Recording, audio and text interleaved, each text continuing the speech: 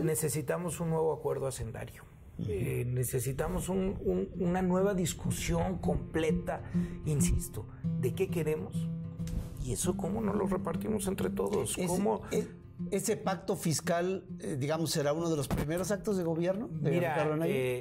Yo creo que el diálogo social para un nuevo acuerdo de nuestro bienestar tiene que ser, tiene que darse en el primer año, ¿no?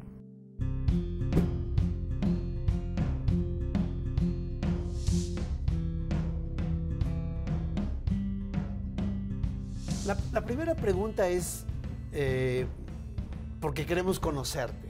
¿Quién es Salomón? ¿Quién es Salomón Chertorivsky? Mexicano, hijo y nieto de mexicanos, padre de mexicanas, amante de la Ciudad de México y servidor público los últimos 20 años de mi vida. ¿Qué haces en el equipo de Ricardo Anaya, Salomón? Mira, fui precandidato para la Ciudad de México por parte del Frente, después de haber colaborado los últimos más de 10 años, me iba a ir todavía más, desde el año 2002, 16 años en donde colaboré primero con un gobierno del PRD en Michoacán. Luego 6 años colaboré con un gobierno del PAN, el que encabezó el presidente Calderón. Y después 5 años con otro gobierno emanado del PRD, con Miguel Ángel Mancera, en la Ciudad de México.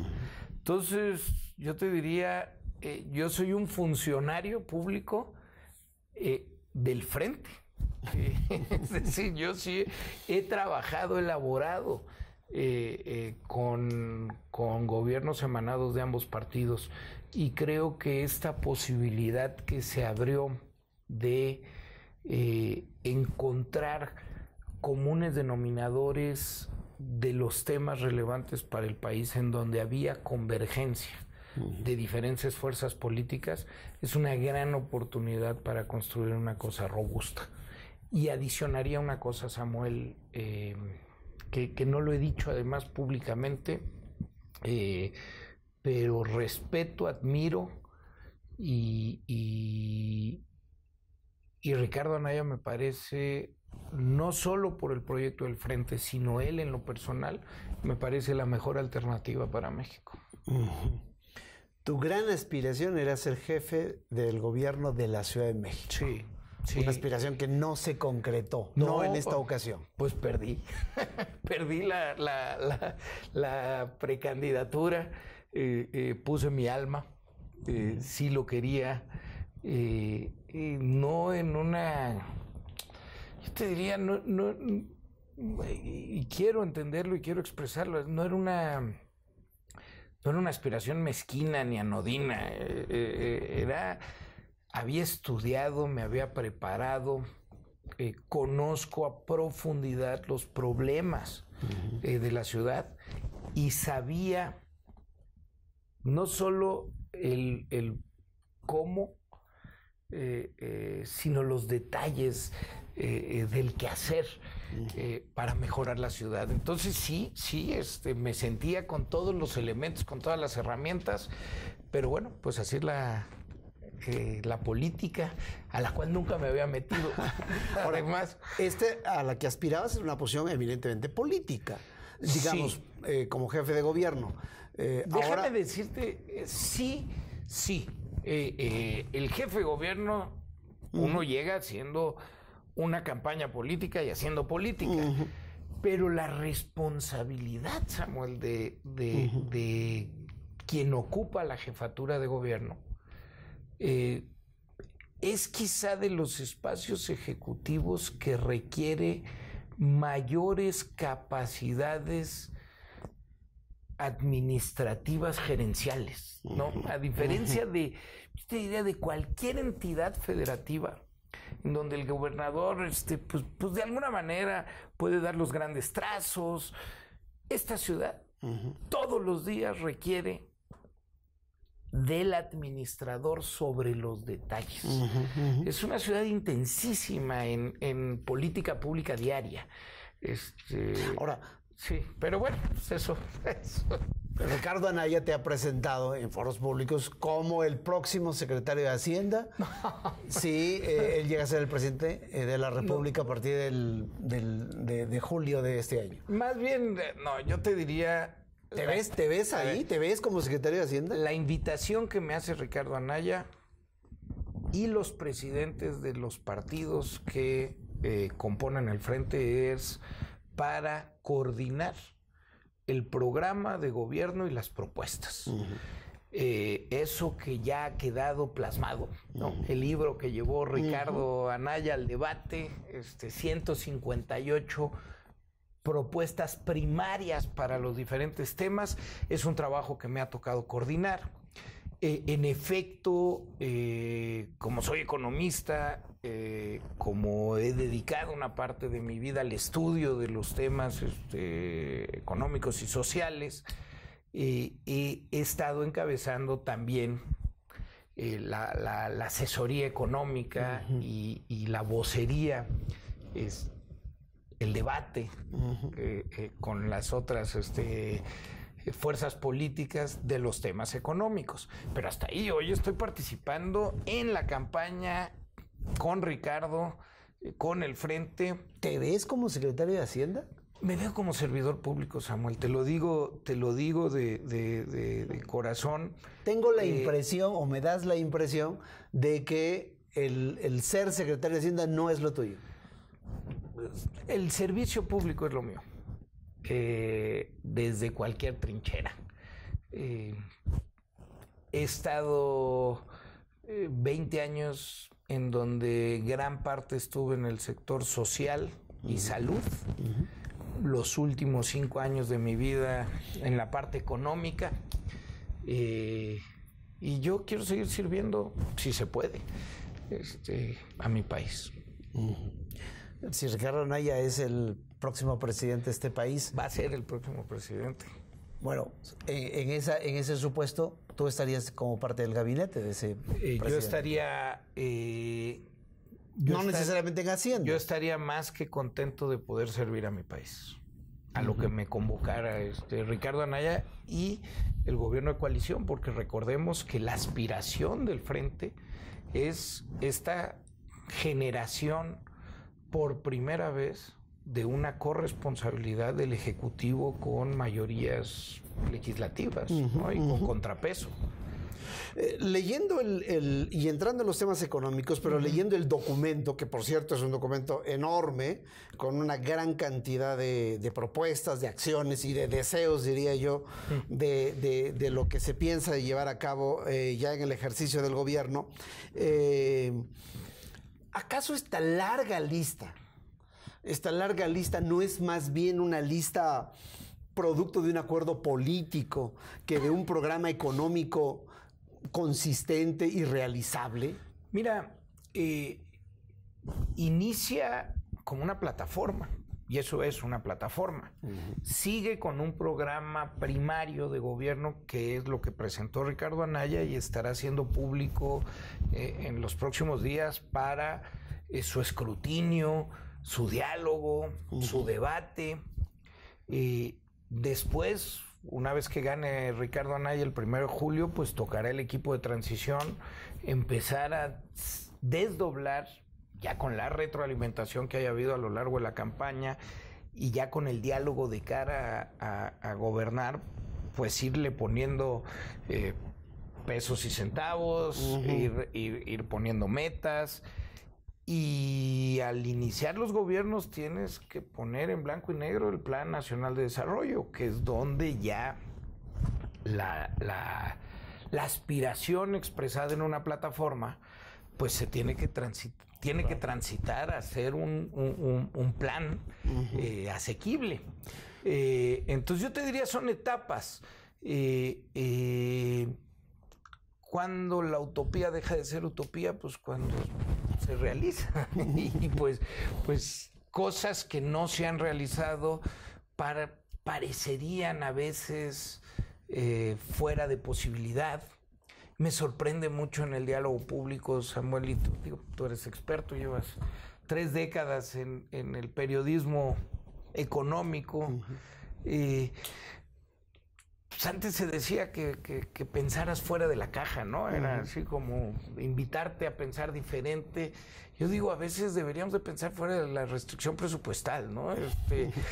La respuesta de muchas cosas que tuviéramos que hacer diferentes casi siempre es que no hay dinero para eso. Y yo digo, pues como que por lo menos nos deberíamos de dar la posibilidad de discutir qué queremos y después ver, pues, qué necesitamos para ello. Hay los recursos. O sea, por lo menos darnos el espacio para plantear nuestras prioridades de manera diferente. Bueno, déjame ir a eso en algunas cosas que han sido bastante discutidas ya en los últimos semanas y meses y que llaman la atención. Evidentemente, algunos de estos planteamientos son bastante controvertidos. Por ejemplo, uno de ellos que tiene que ver con el ingreso básico universal que tú has expuesto en diferentes foros. Aquí el punto para mí importante es, ¿cuál será el criterio para que un mexicano sea elegible para este ingreso básico universal? Si el país opta por ir hacia un ingreso básico universal, no hay criterio. El criterio es que es universal. Son todos los mexicanos. Todos los mexicanos, en los ejercicios de política pública que se han hecho, la única restricción en algunos casos que se pone es la edad.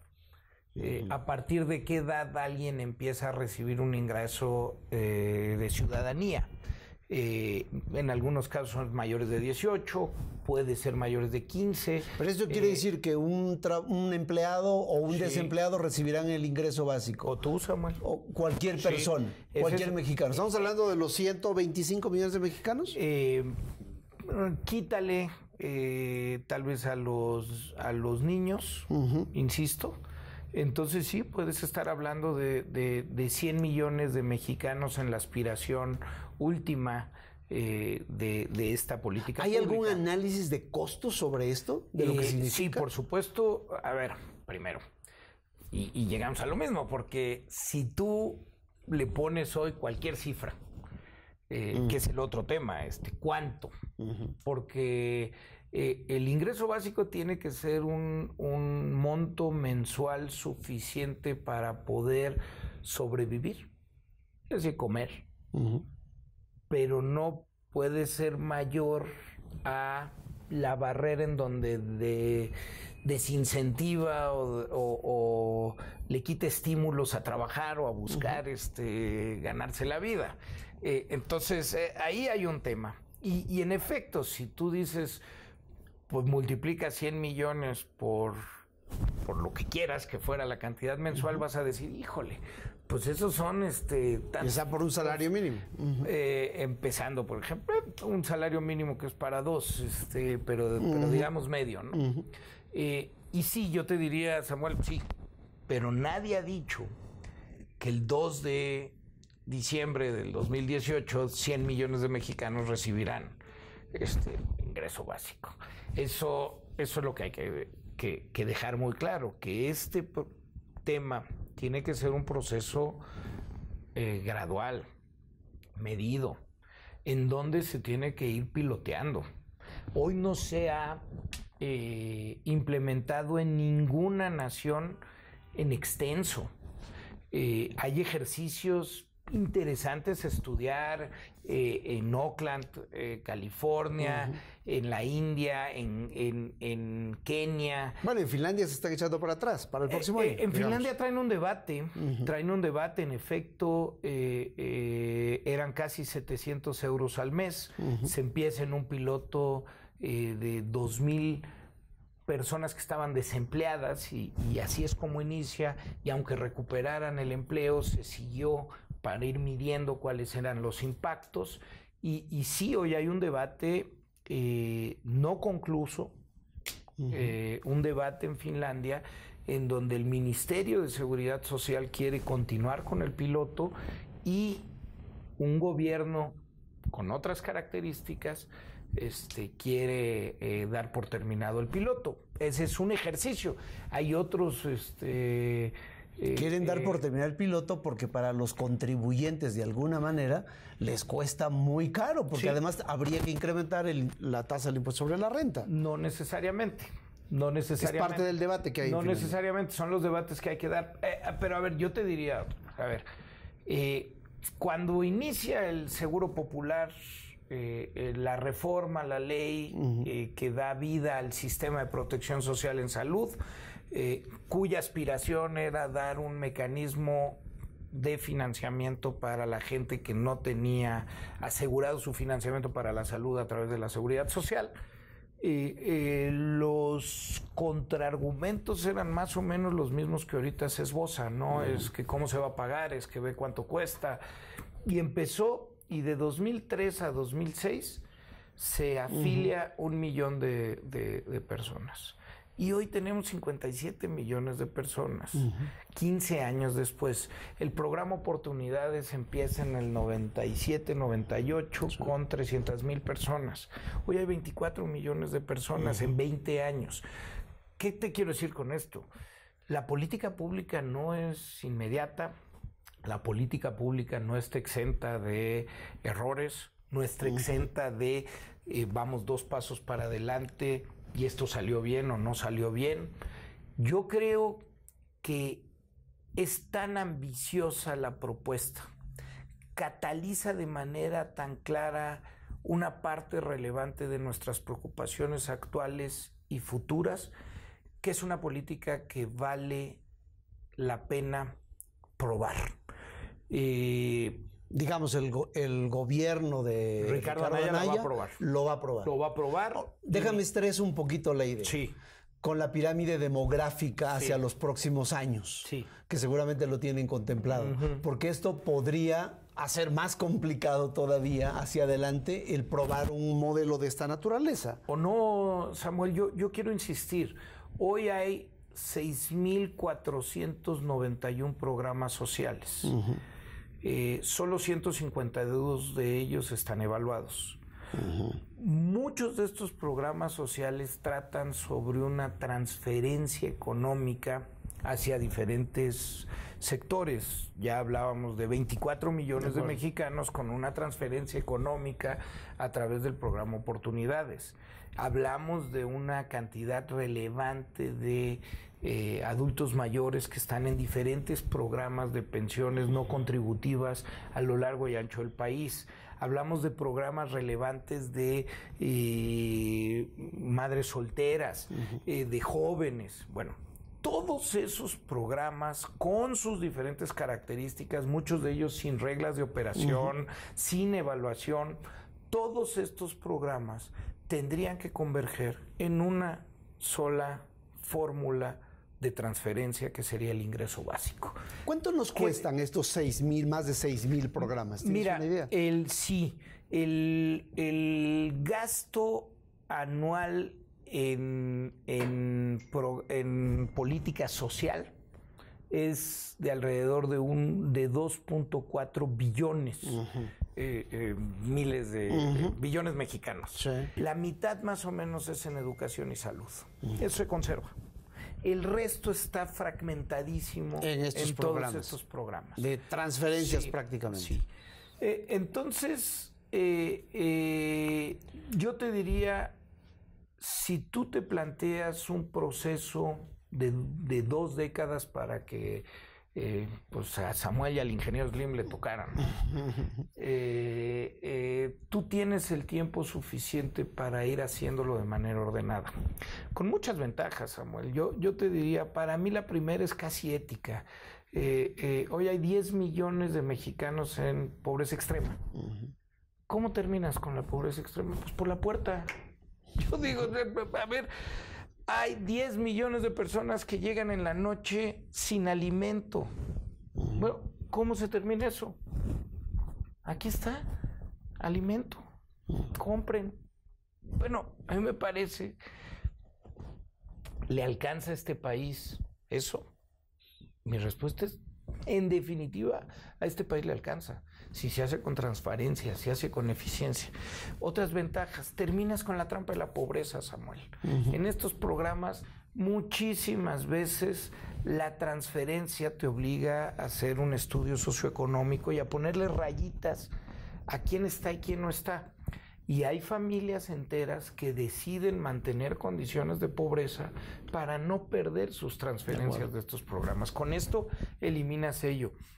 Otro te diría, cuando lo haces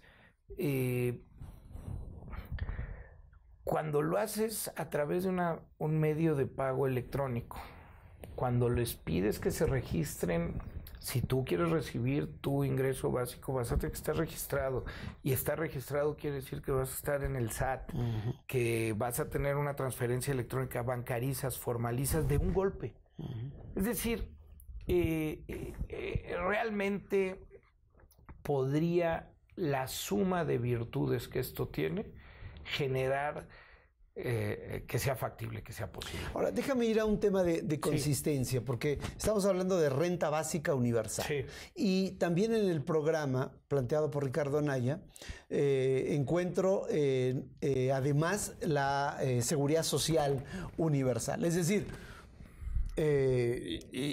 me asusta un poquito ver dos programas de ese tamaño. A ver, más bien yo te diría, el paquete de protección social universal, el paquete de bienestar estaría compuesto en el ideal por salud de calidad, educación de calidad, vivienda, infraestructura social básica y una transferencia que en este caso sería el ingreso básico universal.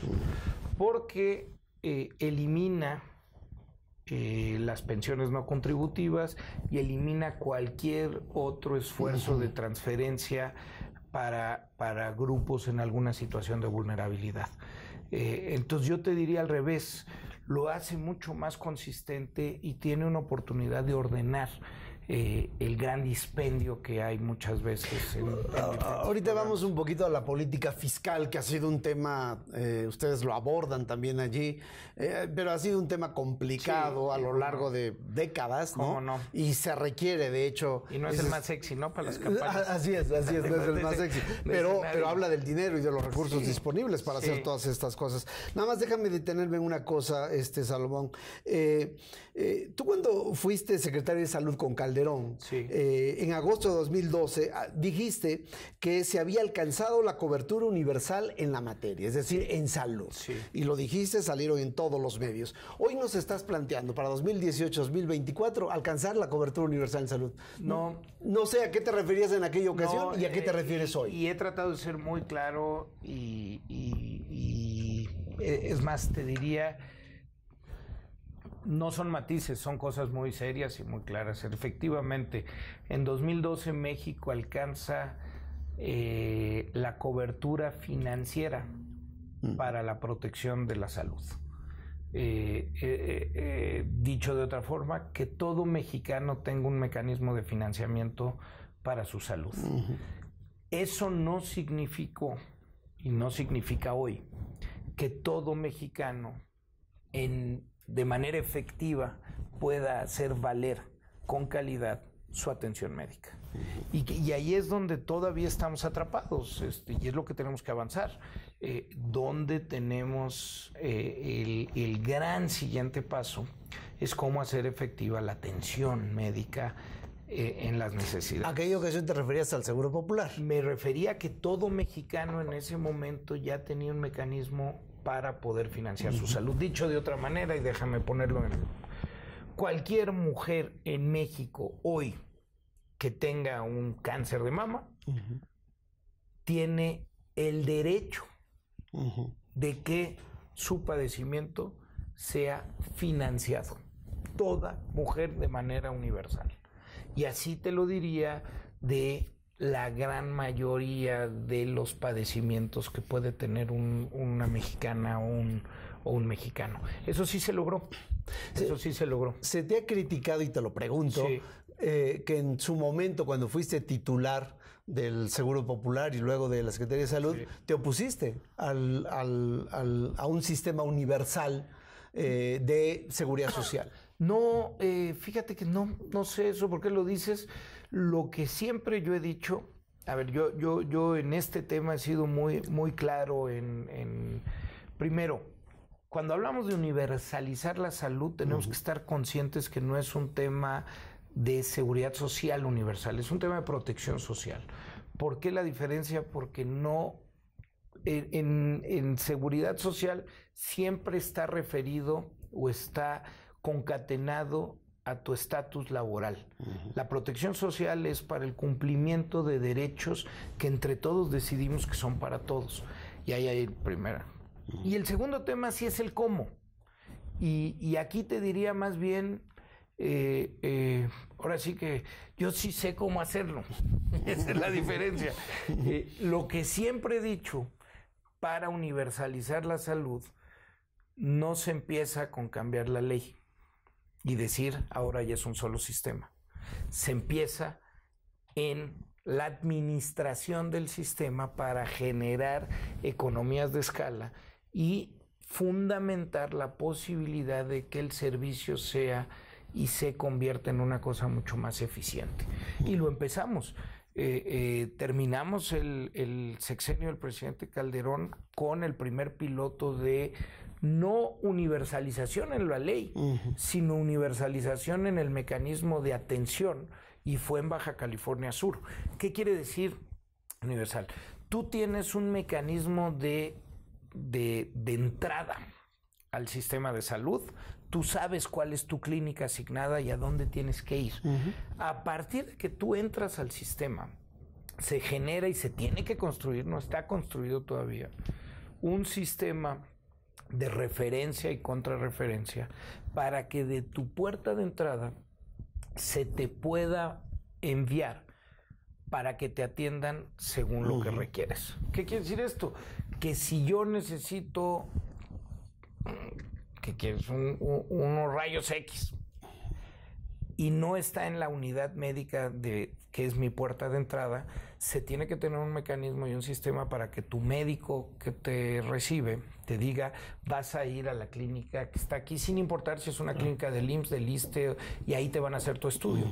Entonces tú tienes que generar un mecanismo y un sistema de referencia y contrarreferencia para que el sistema empiece a funcionar, insisto, aprovechando la capacidad instalada que ya tenemos.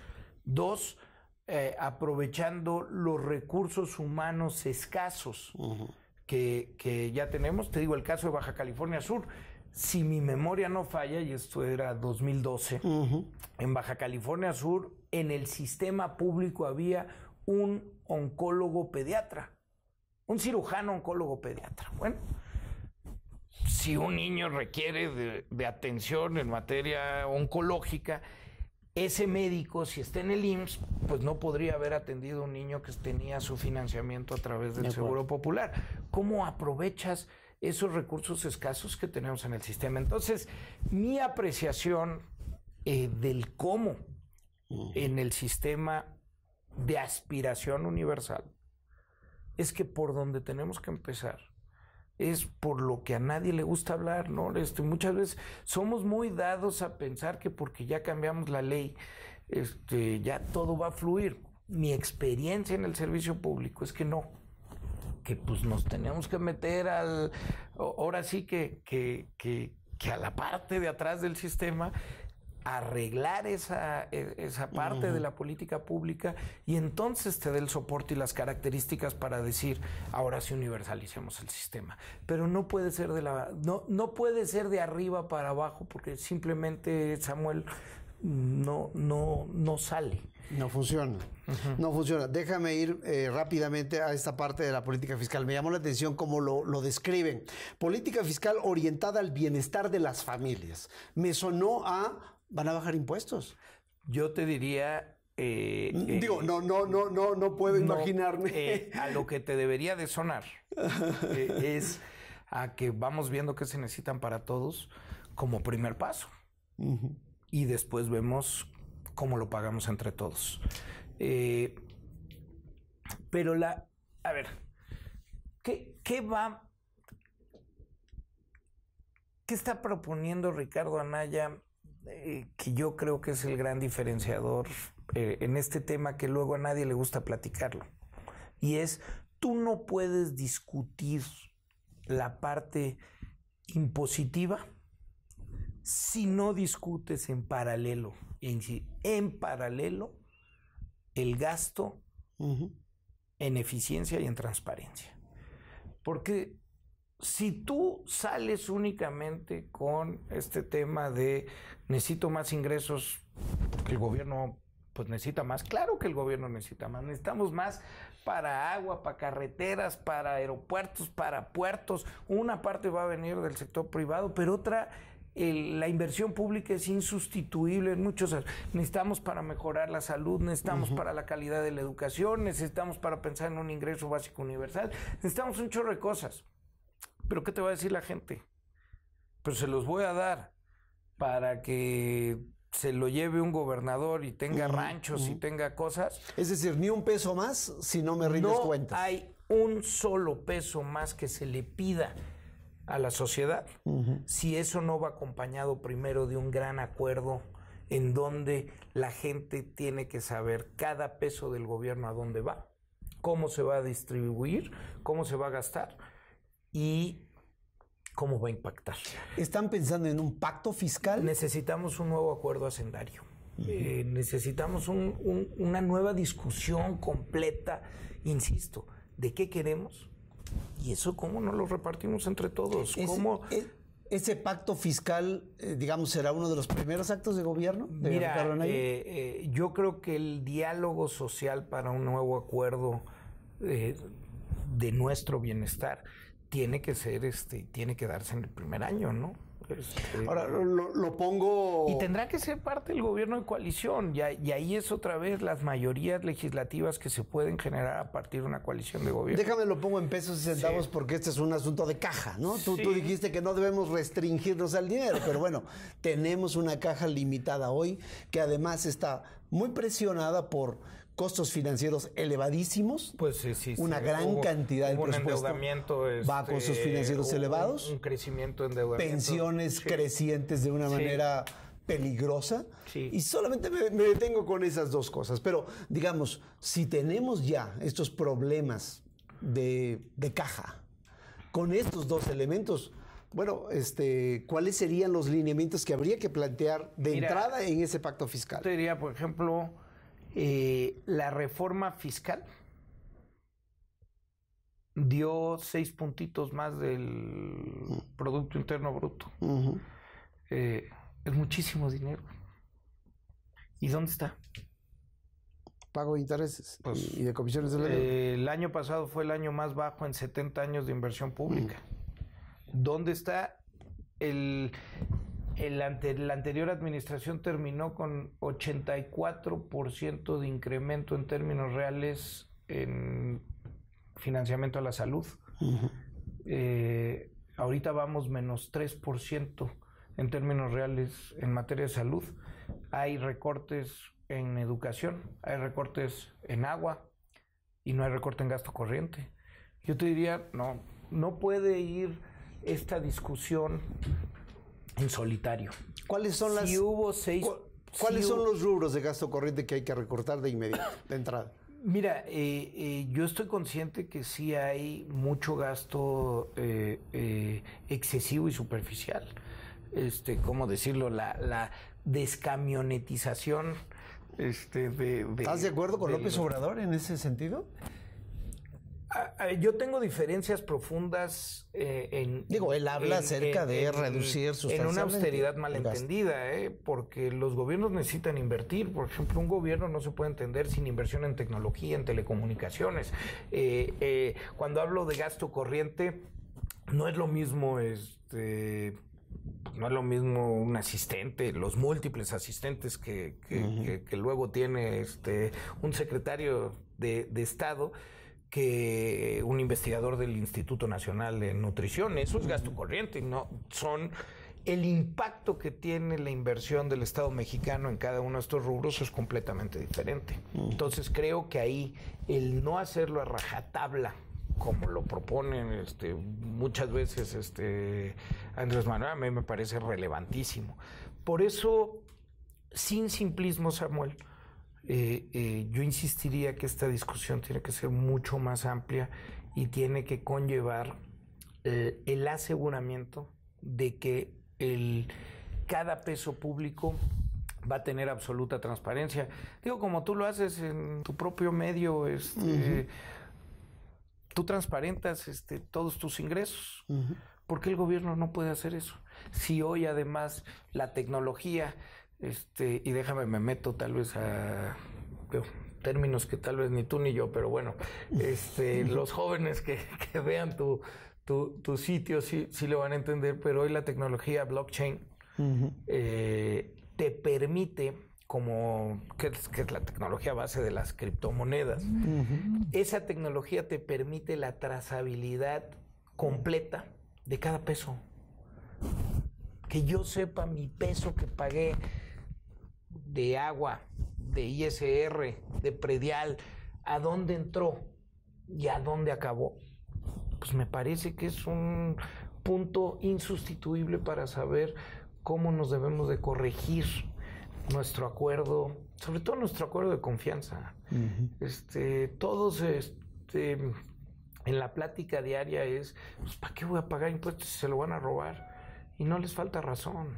¿Pensiones a expresidentes, por ejemplo? Mira, yo creo que esas discusiones pues, se tienen que dar en el marco de la sociedad. Como actos, digamos, simbólicos quizá de la austeridad republicana. Yo te diría más bien finalizar el gasto discrecional del gobierno, te diría transformar completamente el ramo 23, te diría una revisión completita del gasto en comunicación del gobierno, sino la eliminación por completo. No, yo te diría cosas, pues ahora sí que de a Davis, ¿no? Vaya, el año pasado fueron 600 mil millones de gasto discrecional. Empecemos por ahí, empecemos discutiendo si este país ¿Y ese gasto discrecional se puede reducir de 600 a cuánto? A cero. A cero. Digo, si ese fue... O sea, ahí hay 600 mil millones de reserva, digamos, para a ver, inversión fue un año extraordinario, pública, etcétera. Fue un año extraordinario en ese sentido, pero yo te diría que en promedio por lo menos hay 200 mil millones de gasto discrecional que por supuesto que se puede reducir de inmediato. Eso y varias otras cosas. Pero yo insistiría en otra cosa. El gobierno no necesita gastar menos, necesita gastar más. Lo que pasa es que lo que necesita es gastarlo con transparencia y con eficiencia. Necesitamos incrementar por lo menos 2 puntos del Producto Interno Bruto. Esto es cerca de 400 mil millones de pesos el gasto en inversión. La meta que tenemos es a 2021, por lo menos, haber llegado al 5% del PIB en inversión pública. Eso lo necesitamos urgentemente, sí o sí. Estamos construyendo sobre las ruinas en muchos de los casos. En fin, yo no puedo creer, por ejemplo, que tras el sismo del año pasado, tras el 19 de septiembre, hayamos mandado un presupuesto austero, ¿no? ¿A poco no nos podemos sentar en serio con las calificadoras a explicar cómo van a ser las inversiones transparentes que se van a hacer y cómo eso va a generar crecimiento? Y entonces, ¿por qué la relación PIB-deuda va a ser diferente en los próximos años? Yo creo que ahora sí que hablando se entiende la gente. Y yo creo que tenemos que cambiar nuestra lógica de cómo nos dialogamos entre ciudadanos. Pues yo te agradezco muchísimo, Salomón. Y una última cosa para terminar. El 2 de diciembre estaré platicando de estas cosas con Salomón Chertorivsky, el nuevo secretario de Hacienda del Gobierno de la República. Vas a estar, espero, revisando estos temas. Espero que estés platicando con un funcionario público. Espero poder estar trabajando en el gobierno de Ricardo Anaya. Te agradezco mucho el tiempo. Muchas gracias, Un placer. Samuel.